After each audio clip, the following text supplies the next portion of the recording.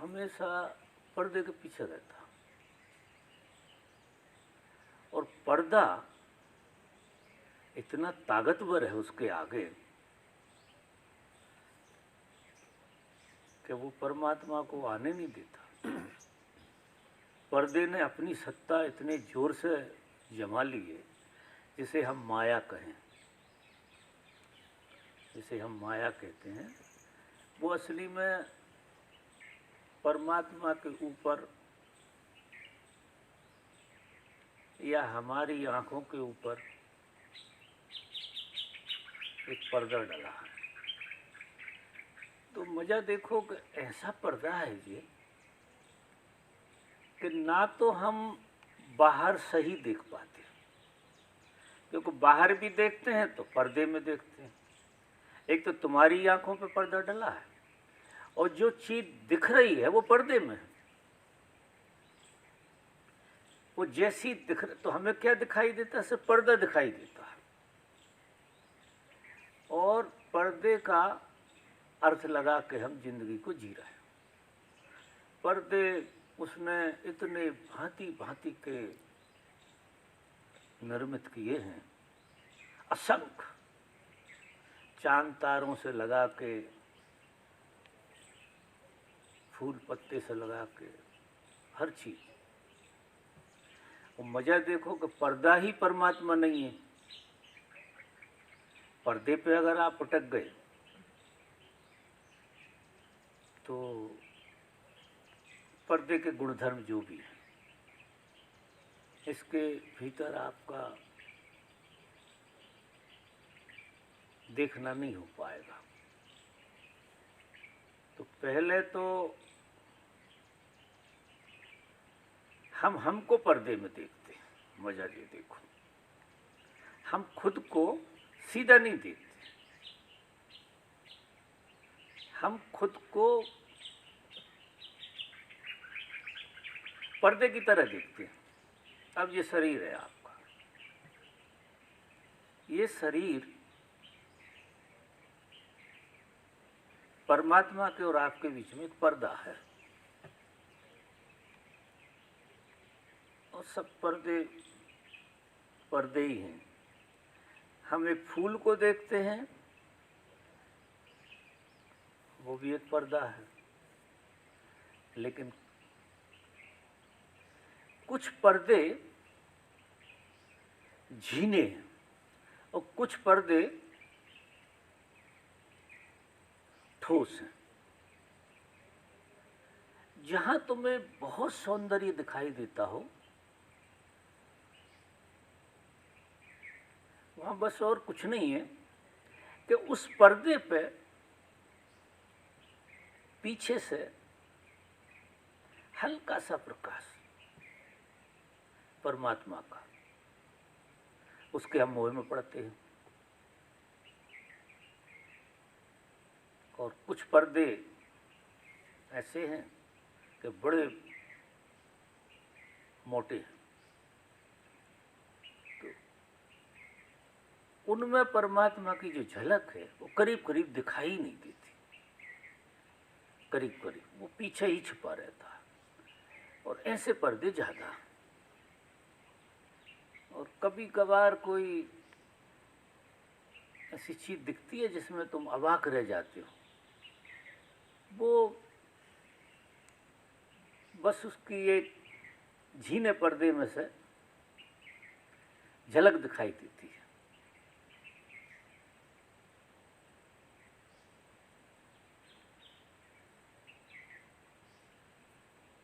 तो पहली बात,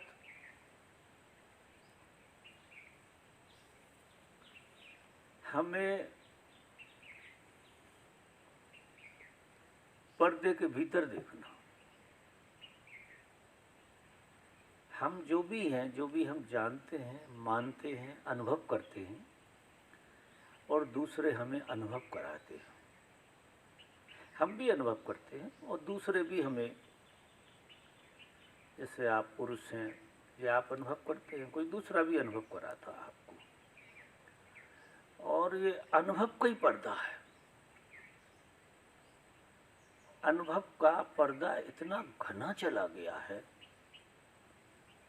हम शुरू से ही उसी तरह से अनुभव करते रहते हैं और उस अनुभव को बाहर से सपोर्ट मिलता रहता, वो प्रगाढ़ होता चला जाता और एक स्थिति ऐसी आती है कि हम पर्दे के अलावा कुछ नहीं होते, हम पर्दा ही होकर मर जाते। पर्दे के पीछे तुम छुपे थे,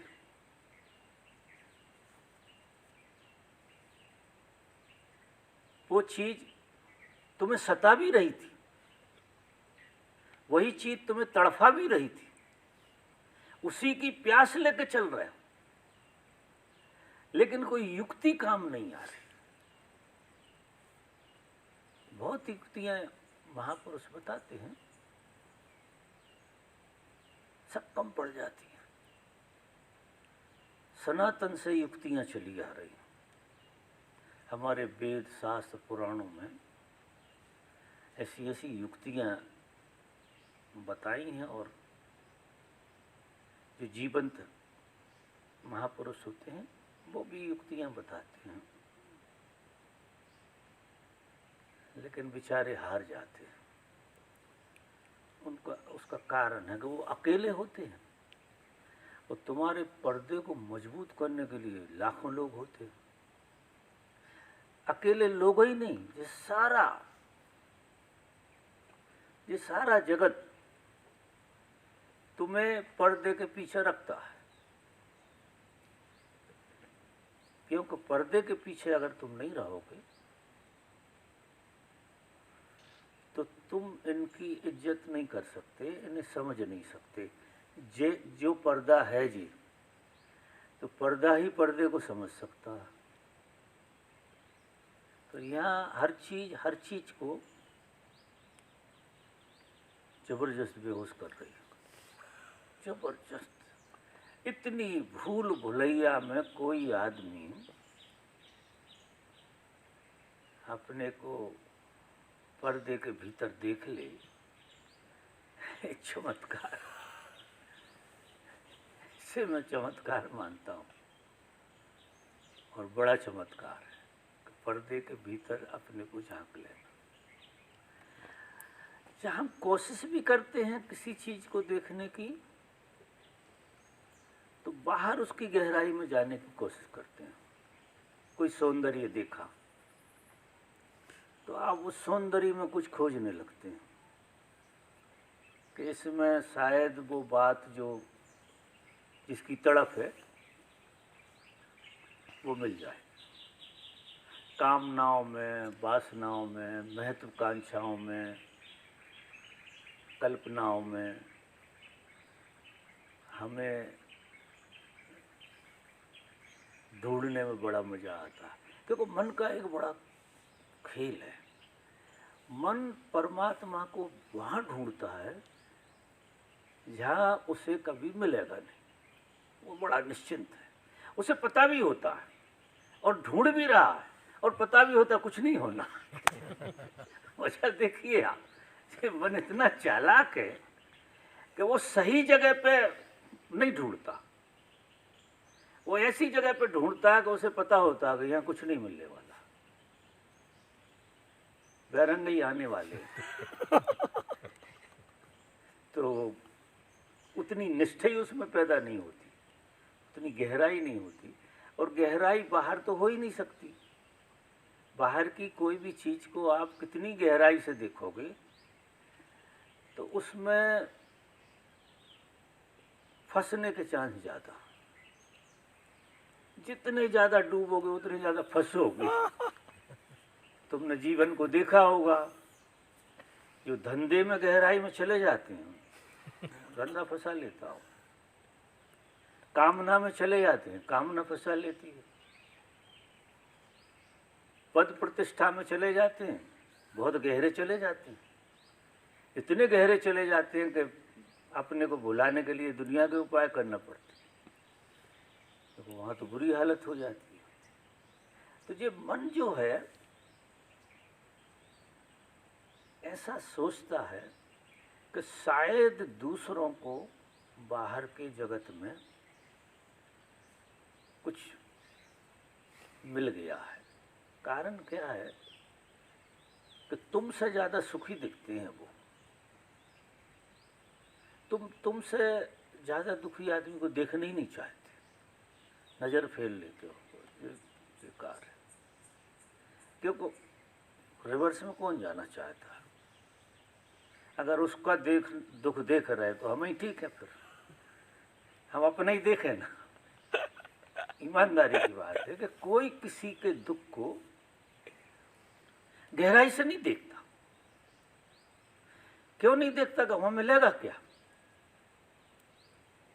दुख में तो कुछ मिलने वाला है नहीं। तो हम क्या करते हैं कि किसी और में दुख नहीं, किसी और में सुख देखते हैं। हमें लगता है कि यार ये इसके पास कुछ कुंजी है सुख की, तो हम उसका पीछा करते हैं। हम हमेशा ऐसे ही घटनाओं का पीछा करेंगे जो हमें सुख की हल्की सी संभावना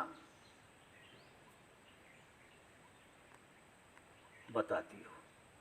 वहां हम चल पड़ेंगे तुरंत,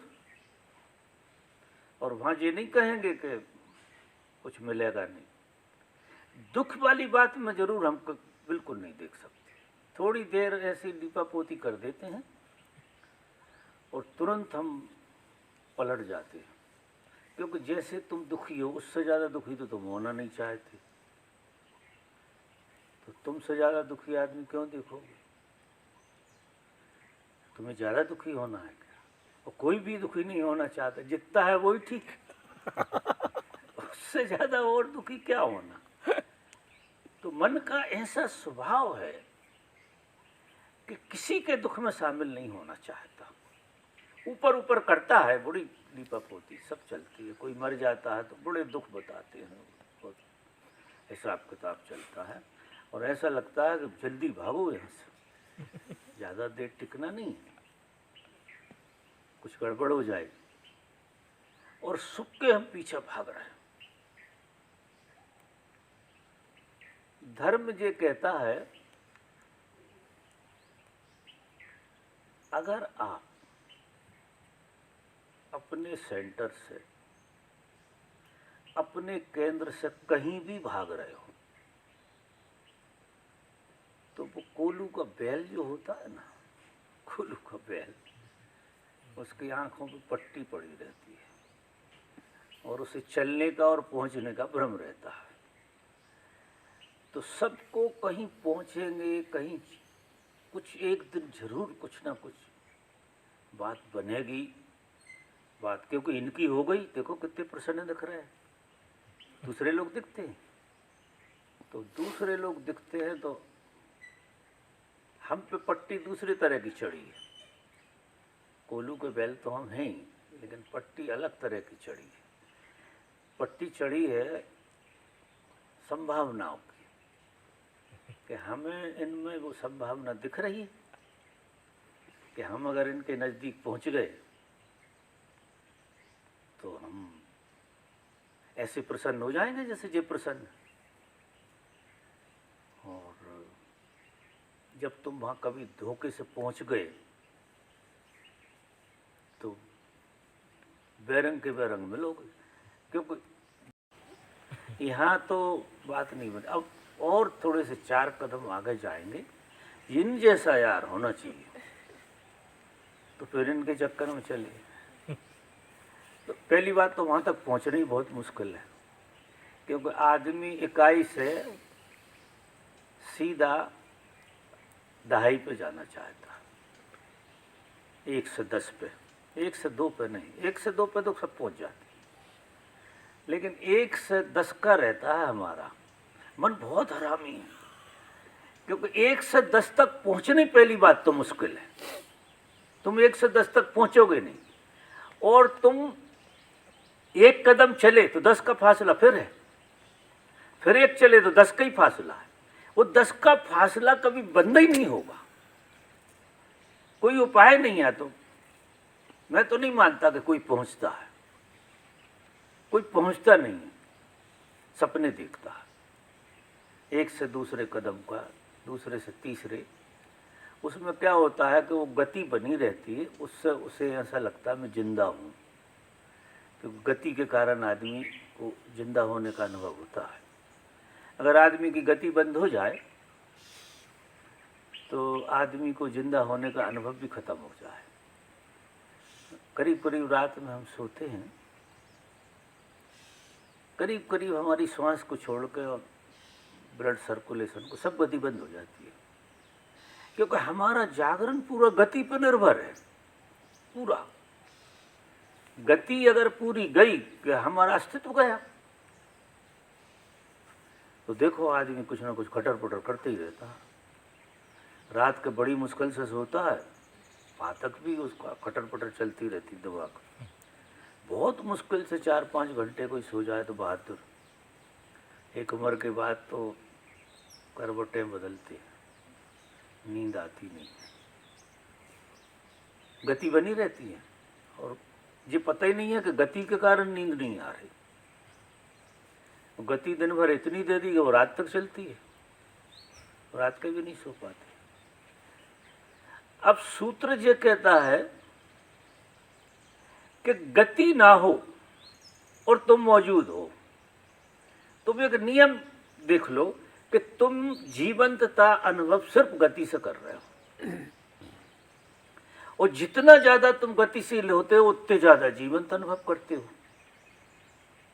तुम्हें ये लग गया है, सूत्र हाथ मन को लग गया कि जितने ज्यादा गति में, अब ये कीर्तन में गति बढ़ जाती है। कीर्तन जब होता है तो गति बढ़ जाती है, तालियां ठुकने लगती हैं, नाचने लगती, सब जीवंत हो जाती है। अब वो केंद्र से जीवंत नहीं हो रहे हैं, गति से जीवंत हो रहे हैं। गति से हर जगह का यही खेल है। तुम अपने जीवन को देख लेना, जहाँ गत्यात्मकता बढ़ती है वहाँ जीवंतता का अनुभव होता है। इसलिए गति कोई नहीं छोड़ना चाहता। कुछ ना कुछ यार करते रहो। सब लोग शिक्षा देते, कुछ ना कुछ करते रहो, करते रहना चाहिए। अगर तुम करते नहीं रहे तो तुम समझो मर गए। और विदेशों में तो ये गजब का खेल है। विदेशों में तो उन्होंने ये कहा कि एफर्ट के बगैर तो कुछ लाइफ में है ही नहीं। तो आप 100 साल तक एफर्ट की दम पे जिंदे रह सकते हो, और वो लोग रह रहे हैं। हमारे देश में जल्दी लोग इसलिए मर जाते हैं कि मान्यता ऐसी है कि हम 60 साल में किसी कर्म के नहीं रहते। ऐसी मान्यता है अपनी, और जैसी मान्यता है वो घर करती है, वो गुजराती खोपड़ी में। तो उससे क्या होता है, हमारी गति कमजोर होने लगती है। 70 साल में और भी कमजोर, तो 80 तक चले गए तो बड़ी बात है। भाई जी कहाँ तक पहुँच गए? 80 प्लस 79। एक कम है। 79। एक साल बचा है। चलो 1 साल और गति में रहो, फिर जो है गति हो जाएगी, परम गति। परम गति होती है ना, ये गति बंद हुई कि परम गति हुई। धर्म कहता है कि जैसे 24 घंटे तुम जिंदगी को जीते हो, तो यार कम से कम 2 घंटे बिना गति के जियो। सिर्फ तुम्हारी सांस चल रही हो। रात में तुम्हारी सांस चलती है, उसे तो बंद कर नहीं सकते, और ब्लड भी दौड़ता है, पल्स भी चलते हैं, लेकिन तुम्हें पता नहीं होता। तुम्हें रत्ती भर पता नहीं होता। वो गति इतनी नेचुरल है कि वो आपके बावजूद चलती है। उसका मन से कुछ लेना देना नहीं है। आपकी सांस का मन से कुछ लेना देना नहीं, आपके ब्लड का मन से कुछ लेना देना नहीं। मन हो ना हो वो अपना काम करेगी। सांस, धड़कन अपना काम करेगी, मन हो कि ना हो। बाकी दूसरी चीजें बिना मन के नहीं होती। ऐसे ही उठ के बैठे, मन शुरू हो गया, पकड़ लेता है अपने को और गति शुरू हो जाती है। सोचने की गति शुरू होती पहले तो। मन जो है रात में आप न्यूनतम में चले जाते हैं सोचने में। एक अवस्था में तो बंद ही हो जाती है सोच, और जैसे ही मन आता है तो एकदम आप देखो कहाँ कहाँ के विचार आना शुरू हो जाते हैं, लाइन क्लियर हो जाती है। तो धर्म कहता है कि 2 घंटे दिन में 2 बार ये प्रयोग करना चाहिए कि हमें खूब गति करो। ओशो ने तो प्रयोग ही गति का इतना बता दिया कि अगति में तुम गति से ही जा सकते हो। जब गति की करास निकल जाए तुम्हारी तो उछल कूद कर लो इतनी जोर से कि गति पूरी भर दो और फिर अगति में चले जाओ। तो गति से ज्यादा अगति का जो आनंद है वो तुम्हें एक बार पता लग जाए, इसलिए ये प्रयोग कराया जाता है। जैसे हमें जिंदगी में अगर जिसे सच में मजा कहना चाहिए, अगर होता है कुछ तो गहरी नींद में होता है। तुम बहुत गहरी नींद में होते हो तो बहुत मजे में होते हो। क्यों? कि गति नहीं, गति बंद हो गई। इससे सूत्र हाथ लगता है कि अगर आनंद में को समझना, आनंद को जीना है तो गति में गैप लाने की कोशिश करो। आपकी गति में गैप। लेकिन जिंदगी जिस ढंग से जी जाती है, जो भी चलता है, वो हमें मजा गति में ही दिखता है। जितनी ज़्यादा गति होती है उतना ऐसा लगता है कि भाई बड़ी जीवंतता है। बहुत जीवंत लगते हैं लोग जब गति में होते हैं। और गति बिल्कुल ना हो रही हो तो उदासी पकड़ जाती है, कुछ करने ही नहीं है। क्या करें? कुछ करने है ही नहीं, फालतू बैठे हैं। कोई मिलने वाला ना हो और कुछ करने ना हो तो आदमी देखो ऐसा हो जाता है जैसे पिटपिटा के आया हो, पिट गया, उदासी घेर जाती। और फिर वो गति शुरू हो जाए तो करंट आ जाता है। तो गति किसी भी तरह की आपके चित्त को बहुत चलायमान करती है। जैसी गति होती उतनी तेजी से चित्त भी चलता है आपका। और चित्त को ही ठहराने का खेल है पूरा धर्म। और जब तक गत्यात्मकता है आपका चित्त कैसे ठहरेगा? क्योंकि सब कुछ गति चित्त से हो रही है। चित्त जो है हर चीज को गति में ले जाता है। और चित्त एक तरह का रिमोट कंट्रोल है। चित्त अगर ठहर गया तो पूरी गति रुक जाती है। तो अगति में जाने के लिए ठीक है गति करो। अगर तुम्हें समझ में नहीं आए तो, क्योंकि समझ में आ जाए तो कोई गति करने की जरूरत नहीं। ये जितने ध्यान बनाए गए हैं, जो उछल कूद वाले हैं ना सब, और खूब गति दी जाती है जिनमें, उसके बाद तुम्हें अगति का पता सहजता से पड़ता है।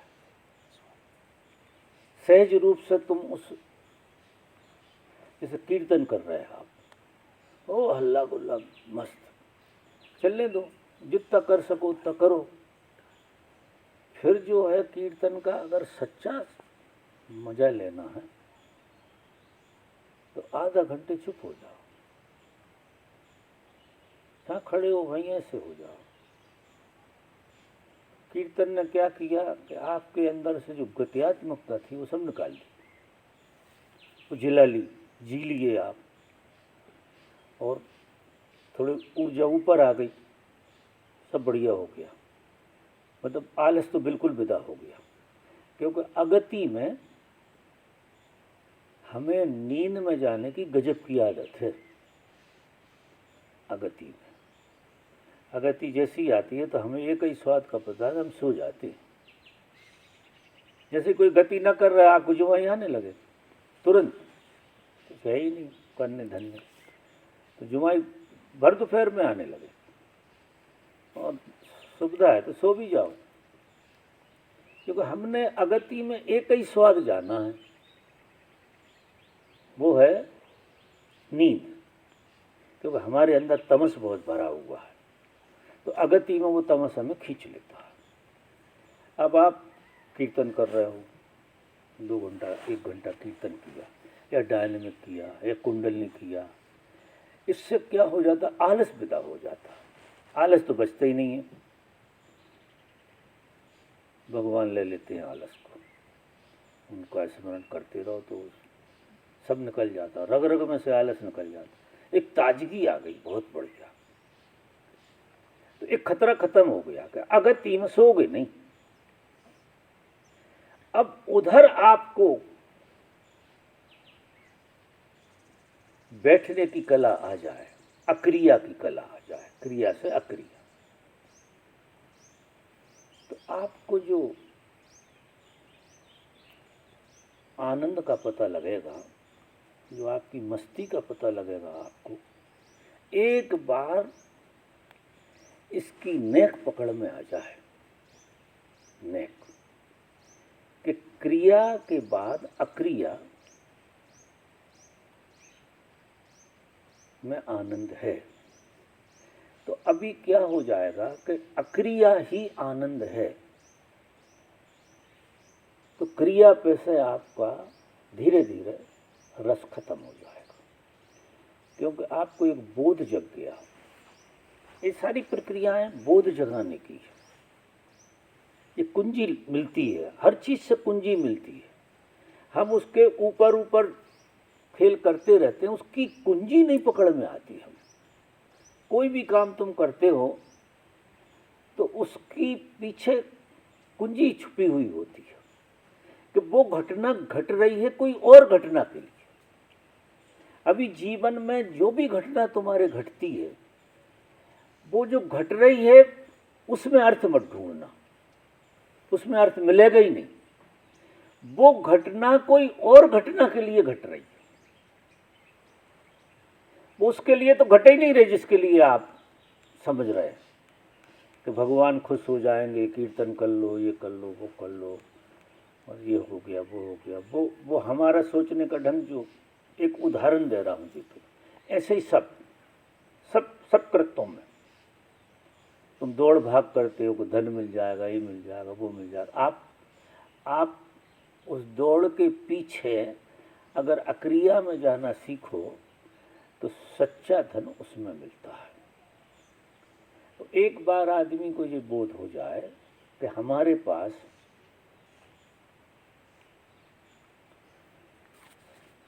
सच्चे धन का भंडार है, अनंत भंडार है सच्चे धन का, इतना लुटाते रहो, कितने लुटाते रहो, इतना तुम्हारे पास भंडार लिए हो। इतना भंडार है जितना परमात्मा पे, क्योंकि तुम्हारा प्लग परमात्मा से लगा है, और परमात्मा तो अनंत है, व्यक्ति तो रहता नहीं, अक्रिया में व्यक्ति नहीं रहता। मजा जी देखो आप, व्यक्ति बोध क्रिया का बोध है। जैसे क्योंकि रात के नींद में व्यक्ति बोध कहाँ बचता है, जब गहरी नींद में तुम सोते हो तो व्यक्ति बोध बचता है क्या, गायब हो जाता।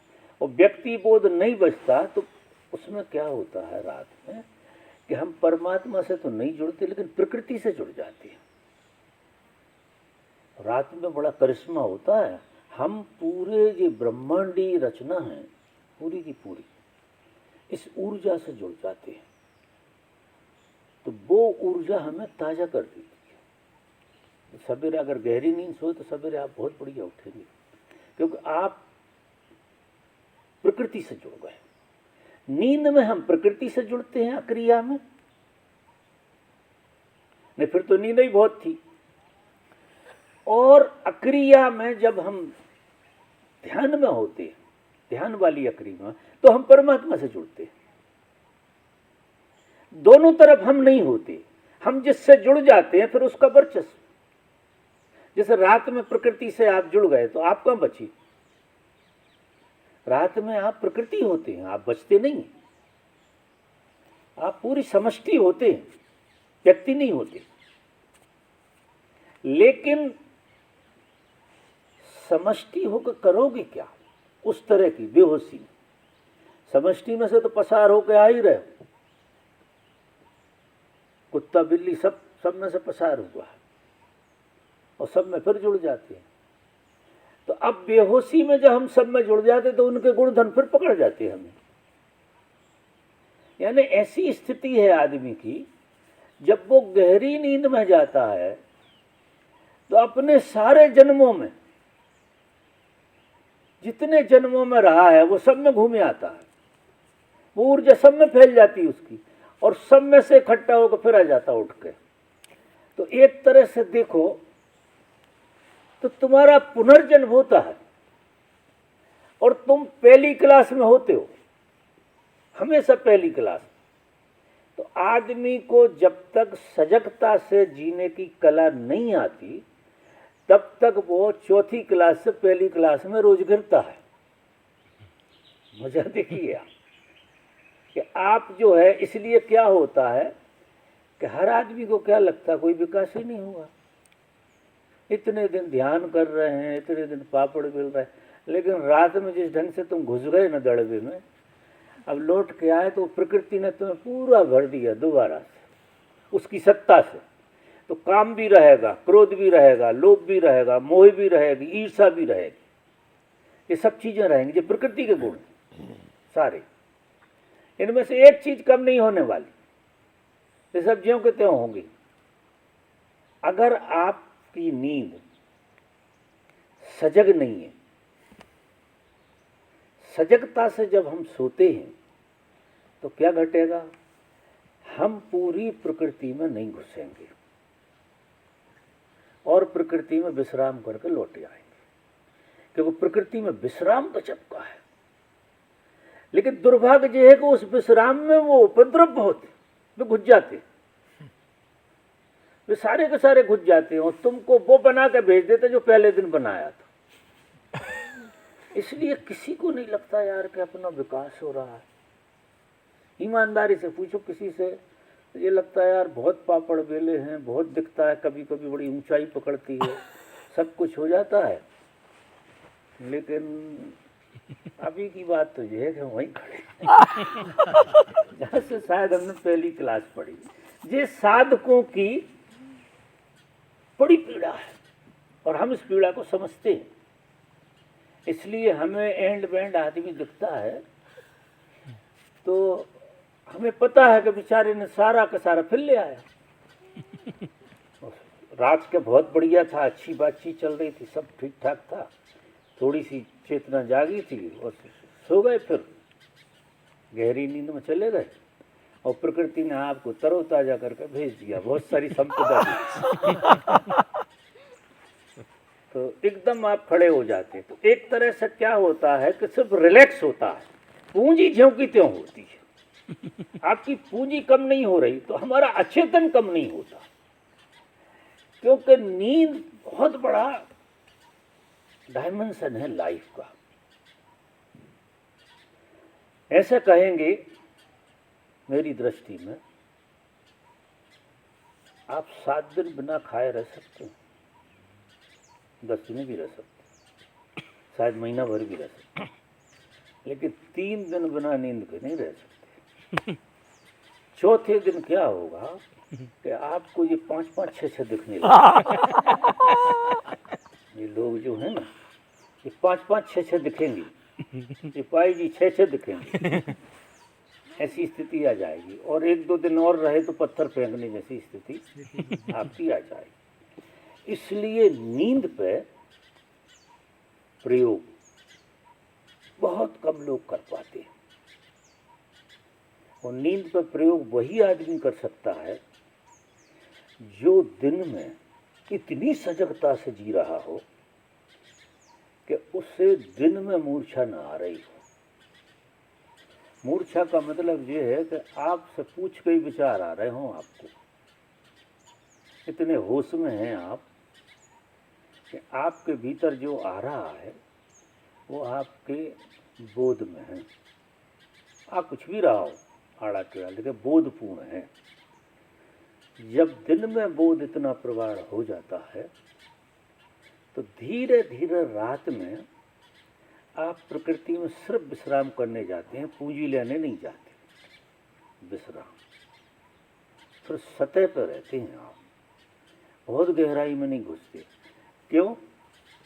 गहराई में जब आप बहुत नींद में गहरी में चले जाते हैं तो पूंजी बहुत सारी है, वहाँ खजाना लेके आ जाते हैं। तो दोहरी मार होती है। विश्राम मिलता है इसलिए जाते हो और बहुत सारे रोग लेके आ जाते हो। तो महापुरुष कहते हैं कि आपको नींद का अतिक्रमण करना पड़ेगा। साधक को नींद का अतिक्रमण करना पड़ेगा, और अतिक्रमण रात का नहीं हो सकता, दिन से शुरू करना पड़ेगा। तो उसके लिए सम्यक आहार, सम्यक व्यवहार, सम्यक श्रम, सम्यक विश्राम और आपकी सजगता इतनी जबरदस्त कि आपका हाथ ऐसे से ऐसा ऐसा नहीं, तुम हो और तुम्हारा हाथ मक्खी मार रहा। कोई बात हुई? तुम बैठे हो और तुम्हारा हाथ मक्खी मार और तुम्हें पता ही नहीं। और अगर ऐसा हो रहा है तो फिर रात में तुम अपने को बचा नहीं सकते। और अगर प्रयास करके कोई ऐसे उपद्रव करके तो सांस पे प्रयोग करो, ठंडा पानी डालो और ये करो वो करो, अगर तुमने बचा लिया अपने को तो कल परसों से दो दिखेंगे और पत्थर फेंकोगे। क्योंकि इस तरह से अतिक्रमण नहीं होता, ये तरीका नहीं अतिक्रमण का। अतिक्रमण का तरीका है कि एक एक कदम तुम चलो, होते हुए चलो, तुम बोलो, होते हुए बोलो। बोलने में कोई बुराई नहीं है, तुम घंटा भर बोलो, लेकिन तुम हो भी बोलने के लिए कि तुम हो ही नहीं। फिर वो रात वाला खेल चल रहा, वो अचेतन से जो घुस गया है वही चलता रहता है। आदमी के व्यवहार में पूरा चेतन होता है, चेतन से तो कुछ होता है, उसे पता ही नहीं होता। उसे तो ये लगता है हो गया, बस वो कर लेता, तो लगता है यार मैं क्या करूं, हो गया। किसी के प्रेम में पड़ गए तो सचेतन तो पड़ नहीं सकते, अब मैं क्या करूं, हो गया। प्रकृति ने पकड़ लिया, इतने जोर से रगड़ा जिसका कोई हिसाब नहीं प्रकृति ने। और बाद में जब कोई अकल वकल आती थी, यार ये कैसा हो गया था, ऐसा लगता है कि अब बीमारियां सब तुम रात में लेके आते हो, वे हावी हो जाती तुम। तो कभी कभी मुझे ये खेल थोड़ा कठिन लगता है, लेकिन कहना तो पड़ेगा। कभी कभी मुझे बहुत कठिन लगता है कि लोगों में, विचारों में ना तो प्यास है। पहली बात तो यह है कि मैं बहुत कम लोगों में परमात्मा की प्यास देखता हूँ। लोग बात ठीक है, बहुत सारी प्यास लिए हुए हैं। समस्या ये है कि हमारी प्यासें अनंत हैं। अच्छा खाना मिल जाए तो मजा ले, तुम एक आध रोटी और ना खाओ, आज तो सुनता ही होगा। आज तो कम से कम निश्चित खाया होगा, एक एक रोटी तो ज़्यादा खाई नहीं होगा। हमें बोध तो है नहीं, क्योंकि हम स्वाद के लिए, माने गहरे में देखो तो आदमी जिंदा है भोग के लिए, सिर्फ भोग के लिए। जो भी वो करता है वो सब कुछ उसके ऊपर भोग का पहरा लगा रहता है। खाना न, रात की गहरी नींद भी तुम भोगने ही जाते हो, विश्राम में नहीं जाते, नींद को भी भोग रहे हैं। सब कुछ भोग है, सिवा भोग के कुछ है ही नहीं। अगर गहरे से देखो, अपनी जीवन को उठा कर देखो, अब भोग में जागृति कहाँ से आएगी? जागृति आती है त्याग में। मजा देखो, जागृति भोग में नहीं आ सकती। जैसा आपका मन कर रहा है, अगर आप उसके अनुकूल चले, उसे भोग कहते हैं।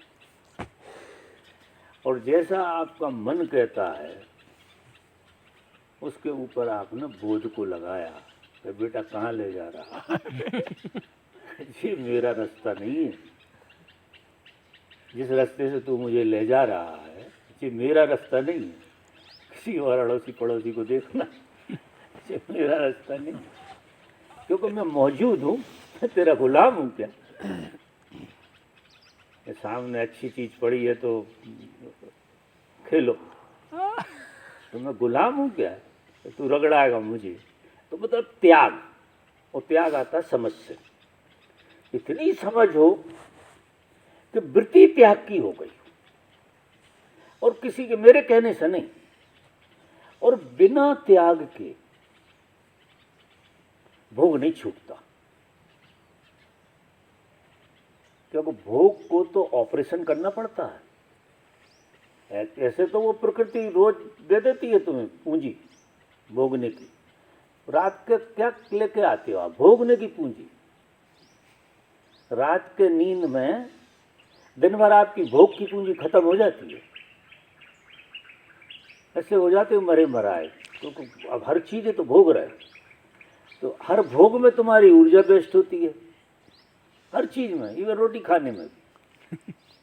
क्योंकि ज़्यादा खाओगे तो पेट में ऊर्जा नहीं, बेकार नहीं जाएगी।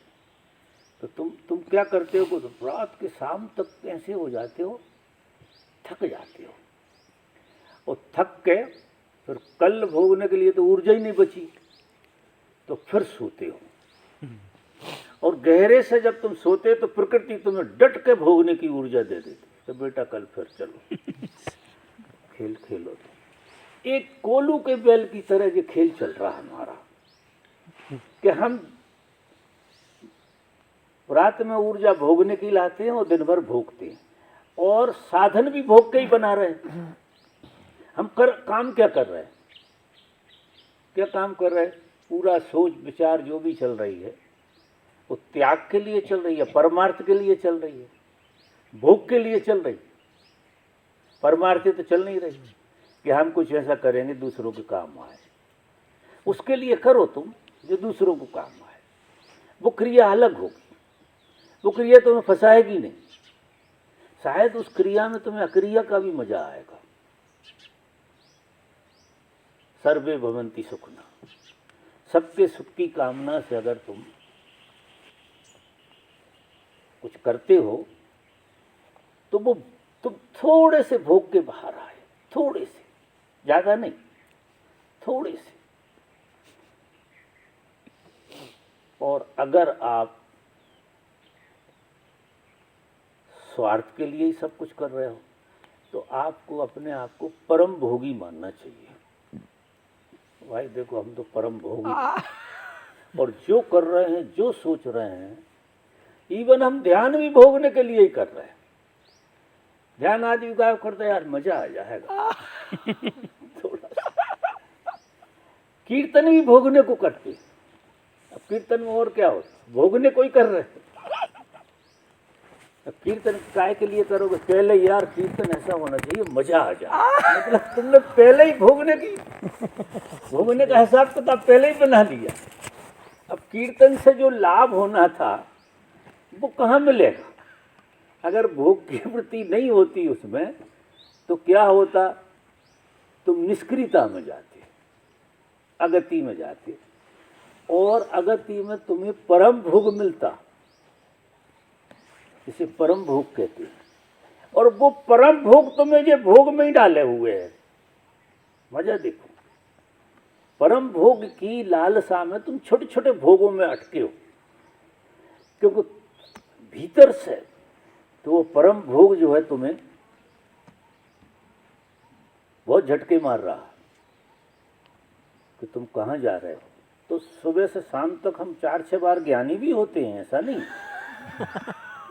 हम समझ में आता है कि हम कर क्या रहे हैं, लेकिन हम इग्नोर कर देते। क्यों कर देते? सब ही तो कर रहे हैं। ये बड़ा विचित्र खेल है कि हम कुछ गलत कर रहे हैं तो क्या हुआ, ये सब वही तो कर रहे हैं। किसी से पूछो कि संसार यही तो करता है, वही हम कर रहे हैं। हम कोई अनरीति कर रहे हैं? सारा काम वही कर रहे हैं। ऐसा होता है ना? ये बिल्कुल नहीं होना चाहिए सोच। दुनिया चले सुडोल और साधु चले कुडोल। साधु को संसार की भाषा में सिर्फ, संसार की गति में सिर्फ बोध को लगाना है, खुद को नहीं लगाना, बोध को। बोध क्या करेगा कि संसार किस तरह से फंसाए हुए है हमको, वो बोध उसकी नेक पकड़ा देगा आपको, और उसमें से आप बिल्कुल चिमटी से अकेले कोई खींच कर लाओगे। तुम सोचो कि दूसरा आ जाए साथ में, पहली बात तो दूसरे की बातें तुम्हारे दिमाग में अगर आ गई तो वो बोध तुम्हारा फिसल गया। यार ये भी ऐसा है, तो थोड़ा अपन थोड़ा इनसे कम कर रहे हैं, और क्या, ये ज़्यादा पाप कर रहे हैं, अपन थोड़ा कम कर रहे हैं। अभी फिसलना हुआ, ये पूरा फिसलना हो जाता। तो यदि बोध को इतना प्रगाढ़ता से हम संसार को देखने में लगाएं, संसार मतलब कोई बाहर वाला संसार, हमारे खोपड़े में संसार है, क्योंकि ये बाहर वाला तो प्रोजेक्शन है, बाहर तो कुछ है ही नहीं। तुम्हारा खोपड़ा पूरा शांत हो जाए, यहाँ कुछ दिखेगा ही नहीं। एक भी आदमी भोगी नहीं दिखेगा अगर आपके अंदर भोग नहीं है तो। आपका मन नहीं भोग रहा तो कोई नहीं भोग रहा, आपको कोई भोगता नहीं दिखेगा, सब परमात्मा दिखेंगे। क्योंकि हम जो देख रहे हैं वही देख रहे हैं जो हम सोच रहे हैं। तो भगवान कहाँ कह रहे थे, आज ही कह रहे थे कोई एक उदाहरण, कि हम जो होना चाहते हैं वही हमें पसंद आता।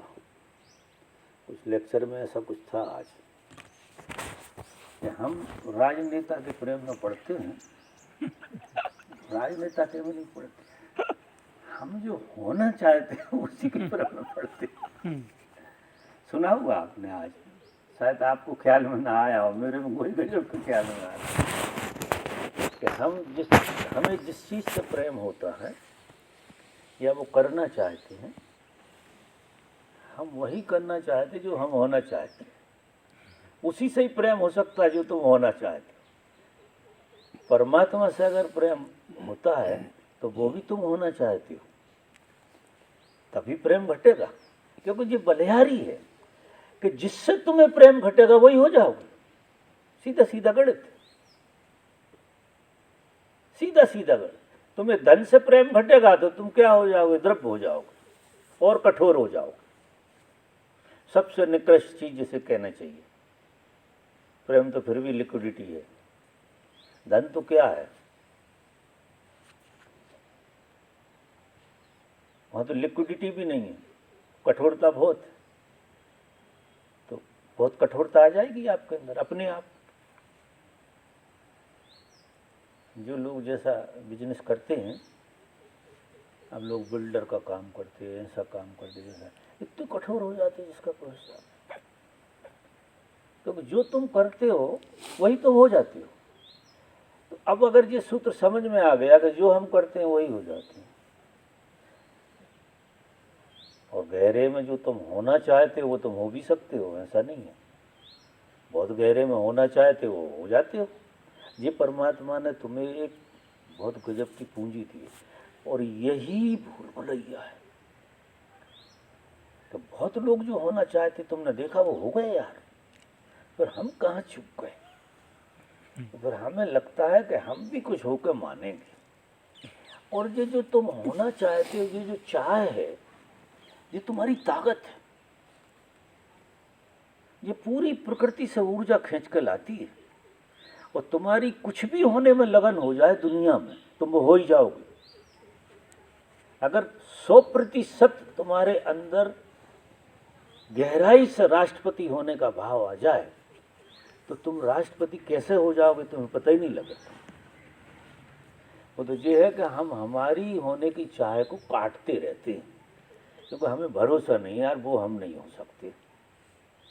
हम होना भी चाहते हैं और हम उस पर संदेह भी करते हैं। अब कोई आदमी परमात्मा होना चाहता हो और 100% संदेह ना हो उसे परमात्मा होने पे, वो परमात्मा हो जाएगा। देखो तुम्हारे अंदर जो होने की वासना है, ये कहाँ से आई तुम्हें मालूम नहीं है। तुम कुछ होना चाहते हो। क्या हुआ कि परमात्मा अकेला था, अकेला, सन्नाटा, बिल्कुल अकेला। जैसा विज्ञान है सोने का, उसको कुछ होने की इच्छा हुई। अब वो तो परमात्मा है, जैसे ही उसे होने की इच्छा हो गई और वो हो गया। जैसे उदाहरण के लिए मैं कह रहा हूं कि उसे कुछ होने की इच्छा हुई और पहली इच्छा में वो हुआ आकाश। ये उसी की इच्छा से वो आकाश हो गया। फिर आकाश होके आकाश को होने की इच्छा हुई, क्योंकि ये वहां से चल रहा थी। तो वो वायु हो गया, अग्नि हो गया, फिर जल हो गया। जल को होने की बहुत गहरी प्यास जगी तो वो पृथ्वी हो गया। फिर ये पांचों मिलकर होने की फिर वासना जगी। अब जो होने की तो वासना ही है। अगर सच पूछो तो जो परमात्मा की वासना है सारा संसार। तुम आश्चर्य करो, ये उसी का खेल है। वही होना चाहता था, हो गया। अब वो हो गया 3 गुण, और 3 गुण और 5 तत्वों से मिलकर फिर वो हो गया। वो तो लंबा विस्तार है, लेकिन वो जो होते होते होते होते होते होते होते होते और ये हो गया। ये अभी बैठा है, ये सामने बैठा। अब इसको कुछ और होने की वासना जन रही है, तो अब ये और होता चला जाएगा। कोई उपाय नहीं है। तो जिस दिन परमात्मा को ख्याल आ जाए अब मैं बहुत हो गया, अब मुझे कुछ नहीं होना, इससे मैं कहता हूं वैराग, और इसी को कहता हूं ईश्वर की कृपा, और इसी को कहता हूं कि गुरु कृपा। कि जिस दिन तुम्हारे भीतर कुछ भी होने की चाह मिट जाए, उस दिन तुम वहां पहुंच जाओगे जहां तुमने पहली भूल करी थी। परमात्मा ने पहली भूल करी थी, यहां आकर सुधरी, मैंने सुधारी, वो मेरे में सुधर गई। मैंने ही भूल की थी। पहले दिन भूल करी तो इतना पसार करना पड़ा, पता नहीं क्या क्या होके क्या क्या होके क्या क्या होके, और फिर यहां आके कुछ कृपा हो गई कि वो भूल सुधर गई। अरे क्या होता जा रहा, क्यों होना चाहता हूं मैं जी? क्योंकि इतना होके तो कुछ हुआ नहीं, तो अब क्या होना चाहता? हो के देख लिया, कुछ होता है नहीं। क्योंकि हर होने में से वासना अगले होने में चली जाती, उसका तो अंत नहीं है। अब तुम सबके भीतर ये होने की तड़प बनी हुई है कि तुम्हें कुछ होना है, कुछ होना। इवन तुम्हें बहुत गहरे में परमात्मा होने की भी प्यास वैसी नहीं बनेगी। परमात्मा होने की प्यास का मतलब तुम्हारी होने की वासना ही मर जाएगी। कुछ भी होने की वासना जैसे ही तुम्हारी खत्म हुई कि गलती पहले दिन की खत्म हो गई और तुम भाई खड़े मिलोगे कि मैंने जे इतनी बड़ी सृष्टि रची और मैं लौट के अपने घर आ गया, तो फिर लीला दूसरी हो जाएगी। तो हमारे सबके जीवन में जो सबसे बड़ी बीमारी है वो कुछ होने की। कभी कभी तो लोगों को पता नहीं कैसे लगाओगे पता कि तुम क्या होना चाहते हो, लेकिन होना जरूर चाहते हो। अच्छा तुम कहते हो कि ये होना चाहते हो, उससे राजी नहीं होगे, ये होना चाहते हो। कभी कभी लगता है साला कुछ समझ में नहीं आ रहा मैं क्या होना चाहता हूँ, क्या पाना चाहता हूँ, क्या होना चाहता हूँ, ये बिल्कुल ख्याल में नहीं आता। लेकिन होने की तड़प तो रहेगी क्योंकि वहां से चल रही है। इसलिए मैं किसी व्यक्ति को व्यक्ति नहीं मानता। मजा देखो, मैं किसी व्यक्ति को व्यक्ति नहीं मानता, मैं वो परमात्मा की भूल मानता हूं कि तुम परमात्मा की भूल हो। अब तुम में ये भूल सुधर जाए। जो होने की पहले दिन वासना हुई, नानक ने आज मिटा दी। आज नानक को वो भूल पता लग गई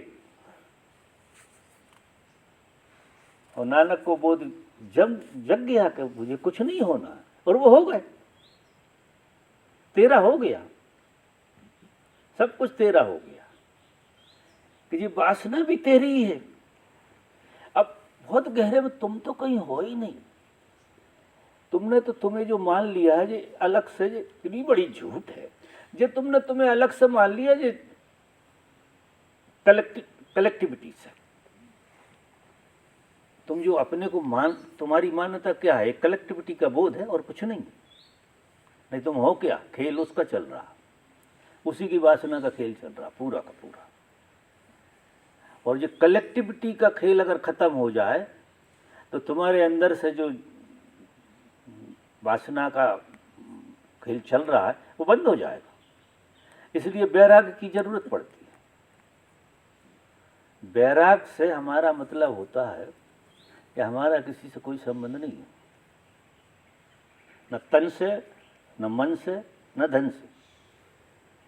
अगर तीनों तरह से तुम्हारा किसी से संबंध नहीं है तो तुम कलेक्टिविटी के जो बोध है, जो तुम्हें भ्रम पैदा होता है कि तुम कुछ हो, वो खत्म हो जाएगा।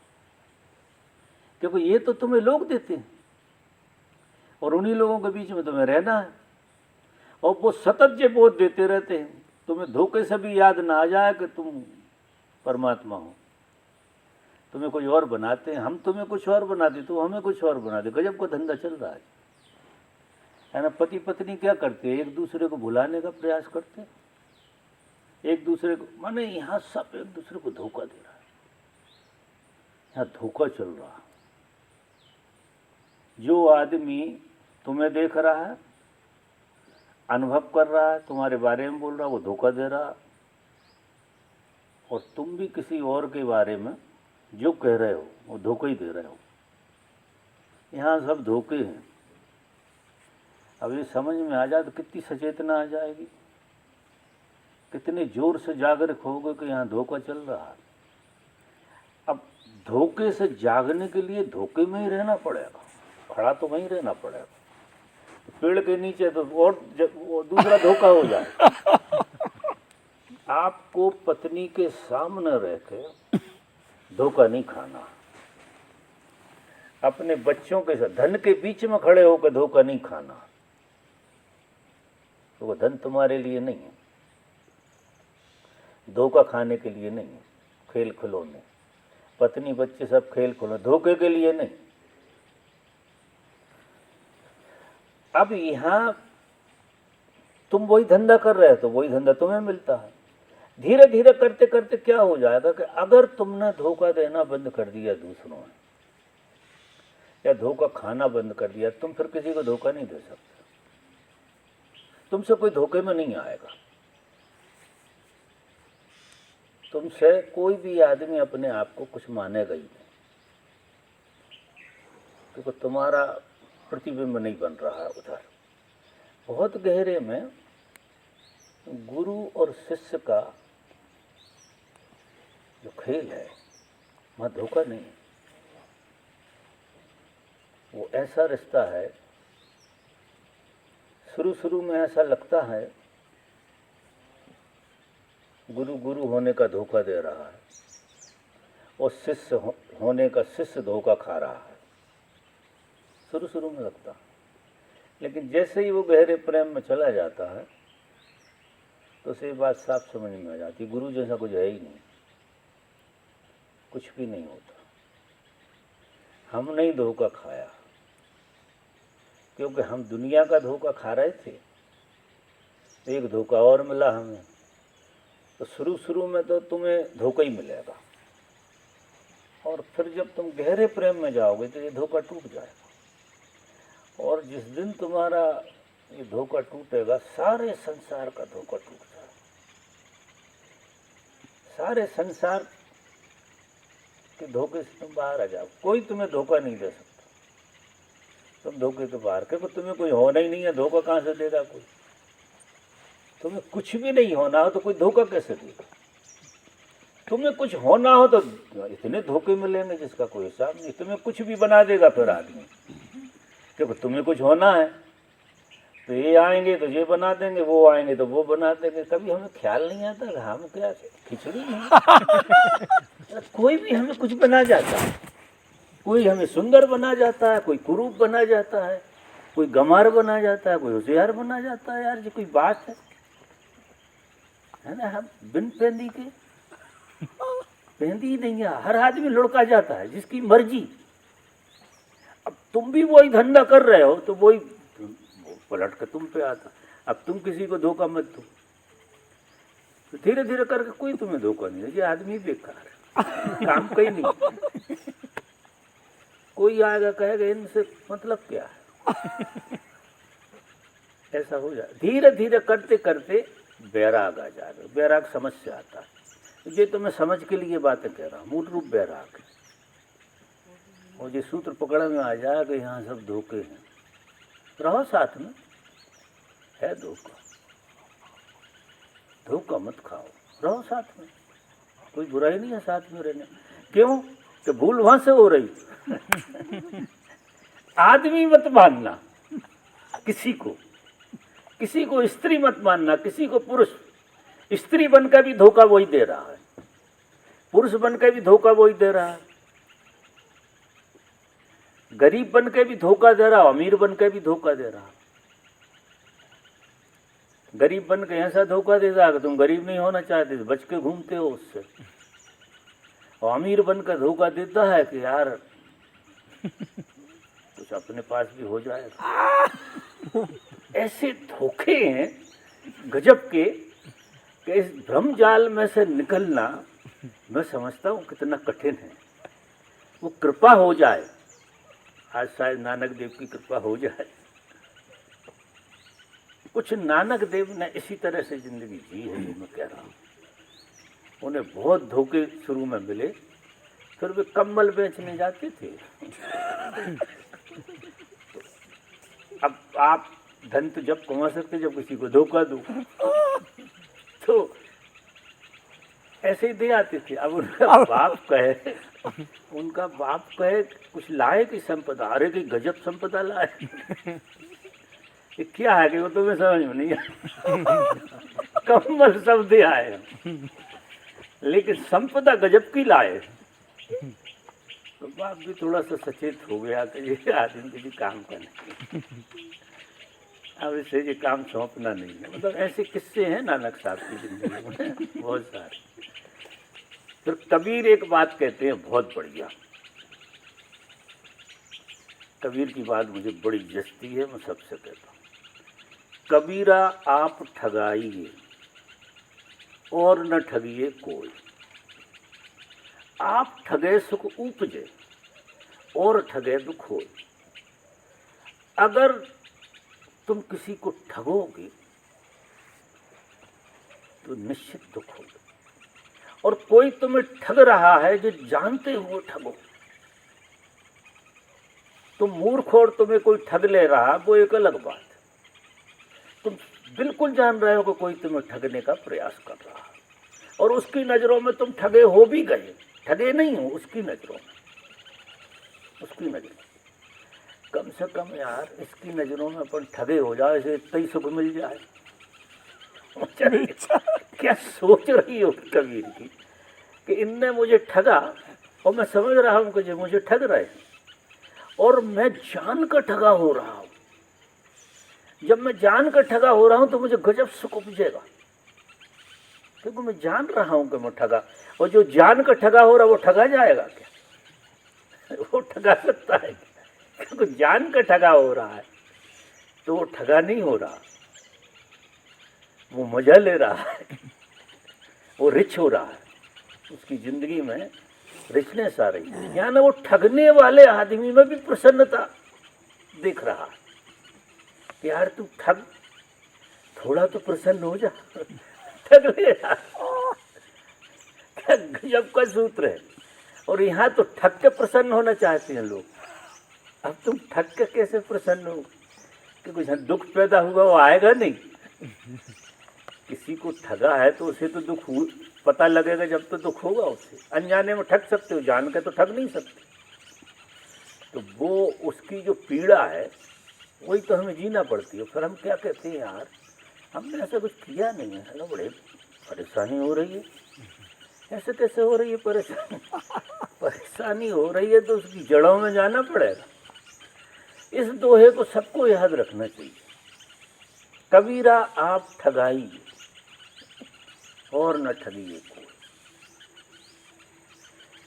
ये सूत्र ये कहता है कि तुम्हारी वजह से किसी को दुख नहीं होना चाहिए।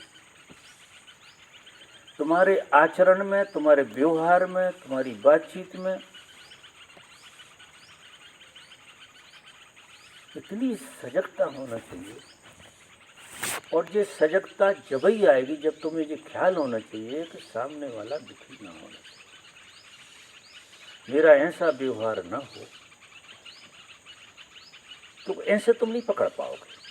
ये संसार दूसरा आदमी बना इसलिए है कि दूसरे की वजह से हम जग सकते हैं। सीधा हम नहीं पकड़ पाएंगे इसके लिए। सीधा हम इस सूत्र को बिल्कुल नहीं समझ सकते। लेकिन अगर ये सूत्र ऐसा है कि मेरी वजह से आप दुखी ना हो, ना मेरी वाणी से, ना मेरे कृत्य से, ना मेरे व्यवहार से, अगर ये सूत्र समझ में आ जाए तो सजगता कितनी रहेगी। और मैं ठगूं, मनमानी करूं किसी के ऊपर, तो फिर क्या होगा? दुख कहाँ जाएगा? क्योंकि जिसको भी दुख दिया है वो दुख आपको, क्योंकि बोया है आपने। ये संसार बड़ा, ये परमात्मा ने इसको इतना बढ़िया बनाया है। ऐसे देखो तो कि 10 गुना तो कम से कम लौटता ही है इसमें। एक दाना बोया 10 बन के आते। ये संसार आपको 10 गुना देता। आप किसी को एक बार नफरत से देखेंगे, 10 गुनी नफरत 10 दरवाजों से आएगी आपके लिए, क्योंकि आपने बीज बो दिया। अब वो बीज फैलता है और लौट के कहाँ आएगा? जो चीज़ जहाँ से शुरू होती है वहीं आकर रुकती है। अब ये सूत्र भी अगर हाथ में लग गया तो आप भूल के भी गड़बड़ नहीं करोगे। आपने जरा सा भी कुछ किया तो दूसरे को नहीं किया, आप अपनी पूंजी 10 गुनी बढ़ा रहे हैं। और जब 10 गुना ये बढ़ता है तो 10 गुना कुछ और भी बढ़ता है।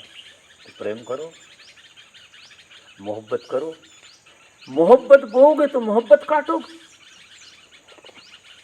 काटोगे कि नहीं? तुमने मोहब्बत बोई और मोहब्बत ही आ रही है तुम्हारे पास। दूसरा तो आईना है, बस इतना है, प्रकृति 10 गुना करती है। तो फिर हमें लगता है यार मैंने जरा सी बात तो कही,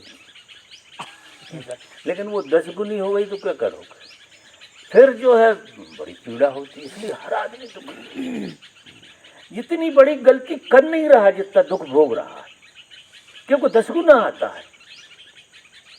प्रकृति का नियम है, वो छोड़ेगी नहीं तुम्हें, 10 गुना डाल देगी तुम्हारे अंदर। और आदमी को समझ नहीं बैठती यार मैं तो बहुत कायदे से चलता हूँ यार, ऐसी छोटी मोटी गलती होती है। अब वो लौट के 10 गुनी आती है। जब दुख होता है तो लगता है यार ये क्या हो गया।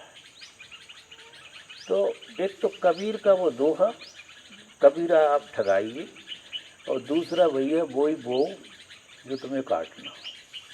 दूसरों के साथ वही व्यवहार करो जो तुम तुम्हारे साथ करना चाहते हो। अब तुम तुम्हारे साथ तो खराब व्यवहार नहीं करना चाहोगे, जो करना चाहो, और दूसरों के साथ करोगे तो 10 गुना आएगा। ये ख्याल रखो। तो तुमने तुम्हारे साथ कर लिया कि नहीं। ऐसा परम सूत्र है नानक साहब का, कबीर साहब का। तो आज सभा पूरी होती है। नानक साहब को याद करके आज बहुत गहरी नींद मत सोना, जागना के सवेरे प्रकृति वहीं ना पहुंचा दी। आज